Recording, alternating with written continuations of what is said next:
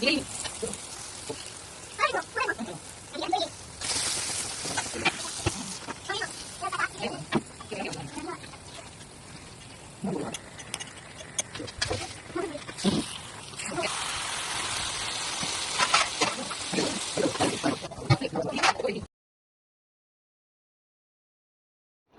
Hi.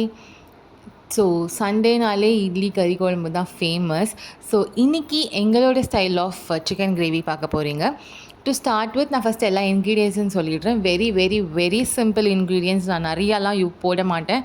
ரொம்ப கம்மியாக குறைய ஒரு சிக்கன் கிரேவி ஒரு இட்லிக்கு ஈஸியாக செஞ்சிடலான்னா எப்படி செய்யலான்றதை பார்க்கலாம்.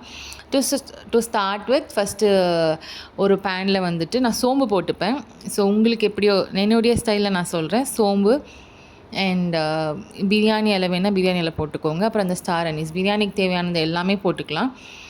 அண்ட் அதுக்கப்புறம் வெங்காயம், தக்காளி, இஞ்சி பூண்டு பேஸ்ட், அப்புறம் கொஞ்சம் சிக்கன் மசாலா, கரம் மசாலா. ஸோ இதெல்லாம் தான் தேவையான இன்க்ரீடியன்ட்ஸ். ஸோ ஒரு பேன் எடுத்துக்கோங்க, எண்ணெய் விட்டுக்கோங்க, சோம்பு போட்டு பிரியாணி இலை, ஸ்டார் அனீஸ் போட்டுட்டு லைட்டாக கொஞ்சம் ப்ரௌன் ஆகிற வரைக்கும் வறுத்துட்டு வெங்காயம் போட்டுட்டு அப்புறம் இஞ்சி பூண்டு பேஸ்ட் போட்டு உங்களுக்கு வேணுன்னா ஒரே ஒரு சில்லி ஒரு ஹாஃப் சில்லி ஆட் பண்ணிக்கோங்க ஃபார் த டிஃப்ரெண்ட் ஃப்ளேவர்.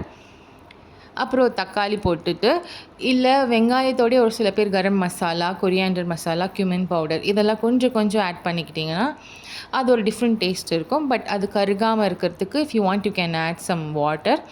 அப்புறம் இல்லை எனக்கு கருகிடும்னு பயமாக இருக்குன்னா நீங்கள் தக்காளி போட்டுட்ட பிறகு கூட இந்த கரம் மசாலா, கொரியாண்டர் மசாலா, கியூமின் மசாலா எல்லாத்தையும் போட்டுக்கலாம்.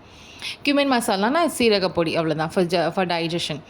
ஸோ நல்லா தக்காளியை நல்லா வேக விட்டுட்டு நல்லா சிக்கன் மசாலா போட்டுருங்க.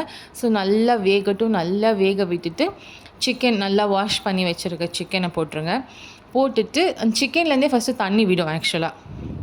ஸோ சிக்கனே ஃபஸ்ட்டு தண்ணி விடும். ஸோ அந்த தண்ணியிலே கொஞ்சம் நேரம் வேக விடுங்க. ஸோ சிக்கனை போட்டுட்டு மூடிடுங்க. அதுலேருந்து வர தண்ணியே கொஞ்சம் நேரம் வேகட்டும். ஒரு 20 மினிட்ஸ் 15 to 20 மினிட்ஸ் வச்சுக்கோங்க. சிம்மில் வச்சுக்கோங்க. இல்லை ஹையில் வச்சுக்கிறீங்கன்னா அது ஒரு 10 மினிட்ஸ் ஒரு 8 to 10 மினிட்ஸ் வச்சுக்கோங்க. ஸோ முடிச்சுட்டு மூடி வச்சிட்டிங்கன்னா அதுலேருந்து வர தண்ணியிலேயே அது நல்லா வெந்துடும். ஸோ அதுக்கு மேலே கொஞ்சம் நேரம் கழித்து ஓப்பன் பண்ணி பார்த்தாலே உங்களுக்கு தெரியும் வெந்திருக்கா இல்லையான்னு செக் பண்ணிவிட்டு உங்களுக்கு தண்ணி வேணால் தண்ணி ஆட் பண்ணி கொஞ்சம் நேரம் பாயில் பண்ண விடுங்க. பிகாஸ் ரொம்ப நேரம் பாயில் பண்ணால் ஒரு மாதிரி ரப்பரி ஆகிடும். ஸோ தண்ணி விட்டுட்டு கொஞ்சம் நேரம் பாயில் உங்களுக்கு எந்த கன்சிஸ்டன்சிக்கு வேணுமோ அந்த கன்சிஸ்டன்சி வரைக்கும் பாயில் பண்ணி விட்டுட்டிங்கன்னா so your chicken gravy for idli is ready. So very சிம்பிளில் நிச்சயமாக ட்ரை பண்ணி பாருங்கள். And let me know very very very simple. Bye bye.